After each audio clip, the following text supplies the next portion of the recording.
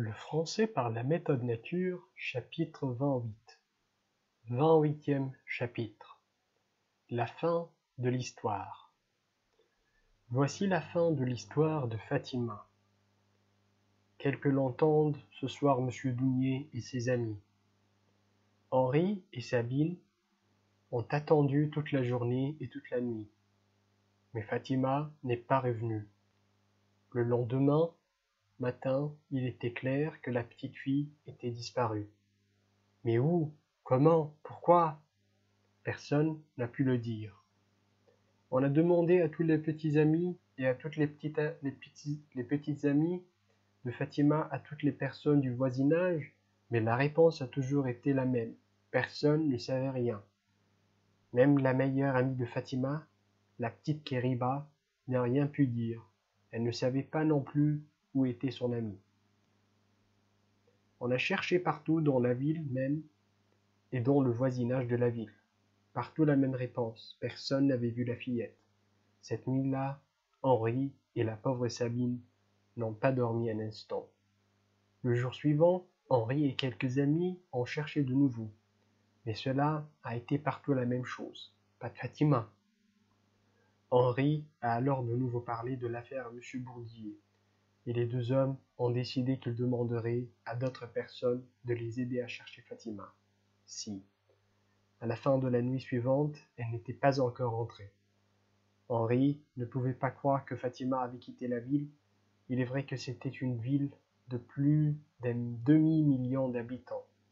Mais Henri espérait retrouver la petite. Ni lui, ni Sabine n'ont pu dormir cette nuit. Pas plus que la veille.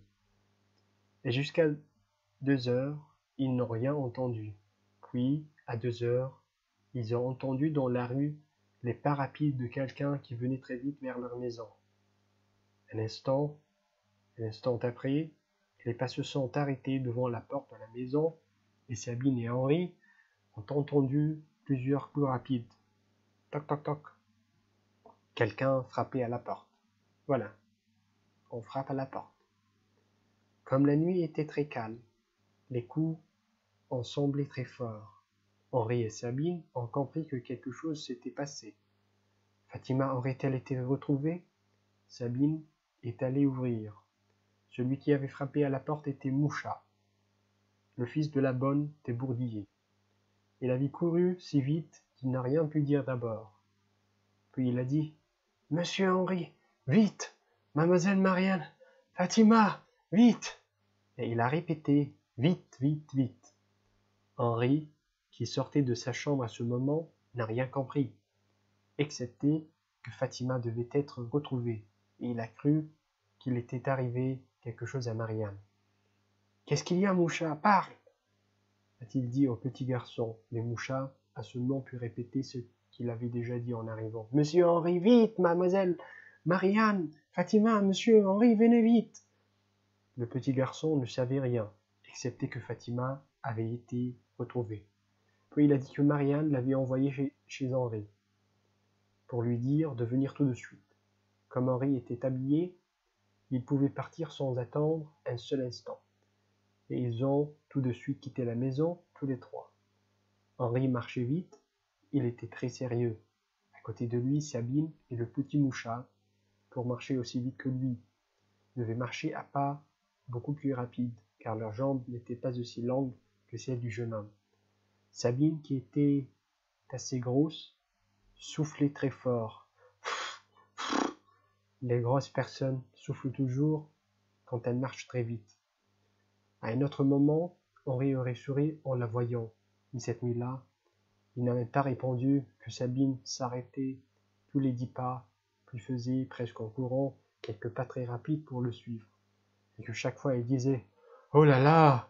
et puis soufflait encore plus fort qu'avant. Moucha non plus ne parlait pas. Et tandis qu'Henri et sa grosse bonne marchaient en silence, Moucha chantait une petite chanson en courant. Et tous les 10 ou 15 mots, il répétait « Vite, vite !» 10 minutes après être partis de chez Henri, ils sont arrivés tous les trois chez les Bourdier. Ils ont été reçus par la mère de Marianne et ont pu savoir ce qui s'était passé. Voici ce que leur a raconté madame Bourdier. Quand Henri les avait quittés la veille, après avoir parlé avec monsieur Bourdier de la fillette disparue, il était très tard. Et Marianne était très fatiguée. Elle s'était donc couchée tout de suite, et un quart d'heure plus tard, elle dormait. Dans le silence de la maison endormie, on n'entendait que le tic-tac de la grosse pendule du salon. Voilà, une pendule. Tout à coup, vers 1h30, un grand cri avait réveillé toute la maison. Le cri venait de la chambre de Marianne. Tous les habitants de la maison étaient arrivés en courant pour aider Marianne si quelque chose lui était arrivé. Au bout de quelques minutes, la chambre était pleine de monde parlant en même temps, criant, posant 1000 questions à Marianne. Nous devant la fenêtre ouverte, sur le plancher, voilà, c'est ça le plancher. Fatima était couchée. Elle était immobile, comme morte. Mais elle n'était pas morte, elle était seulement évanouie. Elle était couchée sur le ventre. On n'avait donc pas vu ses yeux tout de suite. Voilà, c'est ça le ventre. Mais ensuite, on avait vu qu'il était fermé et qu'elle avait à la main un poignard dont la pointe était entrée dans sa jambe droite. C'est ça, un poignard, et c'est ça, la pointe du poignard. Heureusement qu'elle ne lui est pas arrivée. Ah, heureusement qu'elle ne lui est pas entrée dans le ventre, avait dit Marianne. Puis elle avait raconté ce que les autres ne savaient pas encore. Elle avait été réveillée par un grand cri et par le bruit de quelqu'un ou de quelque chose qui tombait sur le plancher. Tandis que toute la maison arrivait en courant, elle avait allumé la lampe qui se trouvait près de son lit. Elle avait alors vu le corps immobile de Fatima, couché devant la fenêtre. Elle avait appelé, mais la fillette n'avait pas répondu. Était-elle morte ou seulement évanouie? Marianne avait sauté de son lit et était allée en courant auprès de la petite. C'est à ce moment que les autres étaient entrés dans sa chambre. On avait alors décidé d'envoyer Moucha chez Henri, tandis que M. Bourdier aidait sa femme à coucher Fatima sur le lit de Marianne et que l'on téléphonait au docteur. Ce dernier demeurait tout près. Il était donc arrivé quelques minutes plus tard. Le corps de la fillette était toujours immobile. Son cœur battait à petits coups si faibles qu'on ne les entendait presque pas. « Comment va-t-elle » a demandé Henri quand il est arrivé et a su qu'il n'était rien arrivé à Marianne. « C'est la pointe seulement qui est entrée dans la jambe, » lui a répondu le docteur. « Dans 2 ou 3 semaines, elle pourra marcher et courir comme avant. Heureusement que c'est la jambe et pas le ventre, car alors... » Le docteur n'a pas fini sa phrase, mais tous ont compris que si le poignard avait frappé un peu plus haut, Fatima aurait pu mourir. « Mais pourquoi a-t-elle fait cela, pourquoi » répétait Henri. Personne ne lui a répondu, excepté le père de Marianne, qui a commencé. « Je crois, mon cher monsieur Dupont, que Fatima... » Mais il s'est arrêté avant d'avoir fini sa phrase, car à ce moment, Fatima a ouvert les yeux. Tous ceux qui étaient dans la chambre sont venus plus près. Mais le docteur leur a dit « Mes amis, je veux bien que Marianne et M. Dupont restent. Mais je voudrais que tous les autres sortent de la chambre. » Tous ont très bien compris qu'ils étaient déjà restés trop longtemps dans la chambre de la petite et sont sortis rapidement. Quand ils ont été seuls, Henri a dit au docteur « Je voudrais que Fatima me raconte où elle a été ces jours-ci. Le permettez-vous, docteur ?» Le docteur a écouté encore une fois le cœur de la petite. Il ne battait plus aussi faiblement qu'avant, et la fillette semblait déjà être plus forte. Vous pouvez lui poser quelques questions, a dit le médecin à Henri, mais ne la fatiguez pas trop. Le jeune homme a pris la main de Fatima dans la sienne et lui a demandé avec un sourire « Veux-tu nous raconter quelque chose, Fatima? Tu sais, nous sommes si heureux de t'avoir retrouvée. Et nous aimerions bien savoir ce que tu as fait ces jours-ci.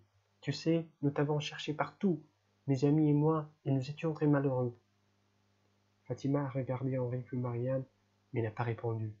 Les deux jeunes gens ont attendu quelques minutes, puis Marianne a dit à la petite « Ne parle pas maintenant, Fatima, je te comprends très bien. Tu sais, maintenant, tu vas dormir, et puis demain, j'espère, tu iras mieux et tu nous raconteras alors ce que tu voudras, rien de plus. C'est bien? Fatima assurait faiblement et elle dit oui. Henri et Marianne sont alors sortis de la chambre sans faire de bruit. Le docteur leur avait dit d'éteindre toutes les lampes excepté la plus faible, qui n'avait donc pas éteint celle-ci. Il n'avait donc pas éteint celle-ci, mais l'avait posée près du lit, sur le plancher. Quand ils sont sortis, Henri a appelé Sabine et lui a dit que Fatima s'était endormie, et qu'il voulait qu'elle l'appelle tout de suite si Fatima se réveillait ou n'allait pas bien. Sabine est entrée chez sa fille sans faire de bruit pour ne pas la réveiller. Fatima dormait, comme l'avait dit Henri. Le docteur lui avait fait boire quelque chose et elle n'avait plus mal à la jambe. Elle avait eu très mal en sortant de son évanouissement. Henri et Marianne n'ont rien pu savoir les 2 premiers jours. Fatima n'a rien voulu dire. Et les 2 jeunes gens n'ont pas voulu aller trop vite. Personne n'a rien su de toute l'affaire, excepté ceux qui étaient dans la maison cette nuit-là. Les Bourdier et Henri ont voulu que cela reste entre eux. Leurs voisins, leurs amis même n'en ont rien su. Les Bourdier ont fait tout ce que leur a demandé le docteur pour aider Fatima, qui allait mieux de jour en jour. Et un soir, vers la fin de la semaine, Fatima était partie de chez Henri le lundi. Lorsque Marianne a éteint la lampe et a dit bonne nuit à la fillette, celle-ci l'a appelée d'une voix encore un peu faible, et comme Marianne lui a demandé ce qu'elle voulait, Fatima lui a dit de s'asseoir à côté d'elle. La jeune fille a fait ce que la fillette lui demandait, et Fatima a commencé à lui raconter l'histoire de ces 2 jours. Quand Fatima avait dit à Henri qu'elle voulait voir Marianne, c'est parce qu'elle avait décidé de tuer la jeune fille. Marianne devait mourir. Pourquoi? Fatima ne le savait presque plus, mais elle aimait tant son Henri qu'elle refusait de le voir amoureux d'une autre femme. Elle voulait qu'il reste toujours avec elle, qu'il ne raconte qu'à elle ses belles histoires. Au bruit de la fontaine du jardin, depuis qu'il passait ses soirées avec Marianne, Fatima était très malheureuse. Elle avait donc décidé de tuer l'autre. Elle avait trouvé un poignard dans la maison, et la nuit venue, elle avait quitté la maison. Elle avait passé le lendemain et le jour suivant dans le voisinage de la maison des Bourdier. 1 ou 2 fois, elle avait cru qu'on l'avait vue, et elle avait couru pendant 10 minutes ou plus pour ne pas être prise. La nuit, elle avait dormi dans un jardin. Là, personne ne l'avait remarqué. La 3e nuit, vers 1 heure, elle avait sauté dans le jardin des Bourdier. Elle avait remarqué la veille et les autres nuits qu'à 1 heure toute la maison dormait. Au moment où elle se préparait à monter à la fenêtre de Marianne, la pendule avait sonné. Fatima était restée immobile pendant très longtemps. Pendant la demi-heure suivante, elle avait voulu plusieurs fois s'en aller, courir à la maison, retrouver son bon lit, mais elle s'était dit chaque fois que cela n'était plus possible. Elle devait vite finir ce qu'elle avait commencé et tuer cette femme. À 1h30, une lampe s'était allumée, au 2e étage, et s'était éteinte de nouveau un instant plus tard. Puis la pendule avait sonné. Fatima avait attendu encore un peu. La maison était bien endormie. Elle était montée rapidement, mais sans bruit, jusqu'à la fenêtre de Marianne. Elle était ouverte. Fatima avait appelé faiblement, puis avait attendu en silence. Mais le corps de la jeune fille était resté immobile. Fatima avait cru un instant qu'elle l'avait vu sourire. Elle avait fait un geste pour repartir, mais à la fin, elle avait sauté dans la chambre, le poignard à la main. Elle ne savait pas ce que s'était passé après cela. Elle était restée évanouie assez longtemps. La pointe du poignard lui était entrée dans la jambe. Quand on avait trouvé la fillette, Moucha avait été envoyé chez sa mère et Henri. À leur arrivée chez les Bourdier, Henri et Sabine avaient cru un instant, comme les autres, que Fatima était morte, car elle était tout à fait immobile. Mais le docteur, nous le savons, avait dit que ce n'était pas très grave, parce que le poignard n'avait frappé que la jambe, et on avait décidé que la petite resterait quelque temps chez les Bourdiers.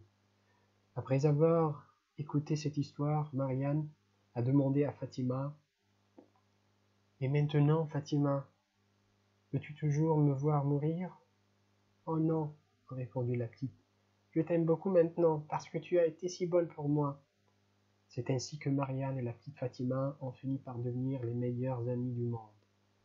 La fillette trouvait maintenant que la future femme de son Henri était la meilleure femme du monde.